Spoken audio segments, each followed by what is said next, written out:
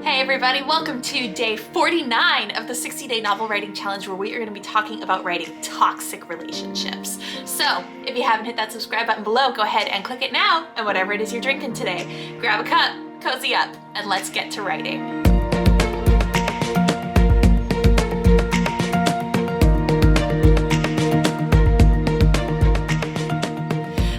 Pretty excited about today because we are about to take everything we did yesterday and do it in reverse. So yesterday we were talking about the 5 different love languages that we as people use to express love to each other. And they are words of affirmation, receiving gifts, quality time spent together, physical touch, and acts of service. So what I want to focus on today is those 5 different areas of showing love. We want to try to figure out which areas our characters feel the most. So is our character totally into words of affirmation? They want compliments and they want to be told that they're loved all the time.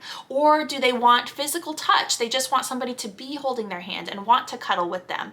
We want to take those wants and desires that our characters have and stomp on them. And that is how we're going to make the best, worst toxic relationships. So if you build up a character who wants to spend quality time with their friends and with their significant other, the most toxic relationship for them is going to be somebody who's always on their phone and never looks up and pays any attention to them. Or somebody who never wants to do anything at all. Or maybe they do want to do things, but then they don't invite your character. They go out with other people and specifically leave them out. That would be a really terrible toxic relationship. So if you have somebody who's into words of affirmation and they want to be complimented and told that they're loved, words will actually be the thing that hurts them the most as well. So having a partner that tells them that they're useless and tells them that they're no good at anything and that they're stupid is going to be the most devastating to that character particularly. And again, this doesn't have to be a romantic relationship. This could be parents who always yell at them and never say the words, "I'm proud of you." For somebody who really values receiving gifts, this would be that their friends steal the last piece of pizza even though they really were starving.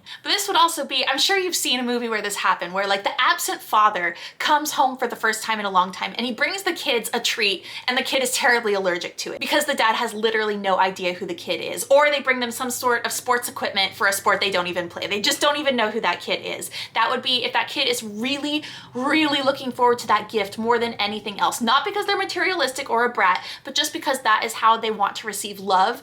Then it is especially hurtful when somebody shows up with the wrong thing or just shows up with something that shows they didn't care at all. And actually, here's a real life story for a second, which is that gifts for me are actually like the lowest on the 5 love languages at all. But when I got my very first serious boyfriend and Valentine's Day was coming, I was actually pretty excited because it was going to be the first year I was going to get chocolates and flowers. And I told him how important it was to me, that I just thought that was going to be so sweet and I was so excited. And instead, I got a lecture about how terrible Valentine's Day is and how much he hates it and how Hallmark owns it, and I didn't get any chocolates or flowers. And even though giving and receiving gifts is definitely not my primary love language, just the fact that I was looking forward to it and then really kind of had it yanked away from me definitely hurt, and it was not a very good relationship builder. Now with physical touch, the most obvious toxic relationship is going to be a physically abusive one, which speaks for itself, but it actually could be other things as well. If your character has had the worst day ever and comes home and just needs a hug, and your other character won't get up off the couch or get off their video games just to give them a hug, that rejection of physical touch can also be very damaging and very painful too for your characters. So those are the 5 love languages turned dark, turned evil, and into toxic relationships. But there are also other things outside of those. This is not a comprehensive list. There could be, one of your characters might make the other a worse person, or might be stepping out on them with somebody else if they're in a relationship and one of them's cheating. Toxic relationships are not necessarily the happiest thing to write about, but we do want to be able to write them well and make them impactful, especially if we are trying to build up anticipation for one character possibly leaving that relationship or doing something to fix it. So today is day 49, which means yesterday we should have been at a total of 30,006 words. I wrote 1,424, which put me at a total of 30,872. So I'm gonna jump off and work on my word count for today. And if you guys haven't hit that subscribe button below, go ahead and do that now, and I will see you tomorrow for day 50 of the 60-day novel writing challenge.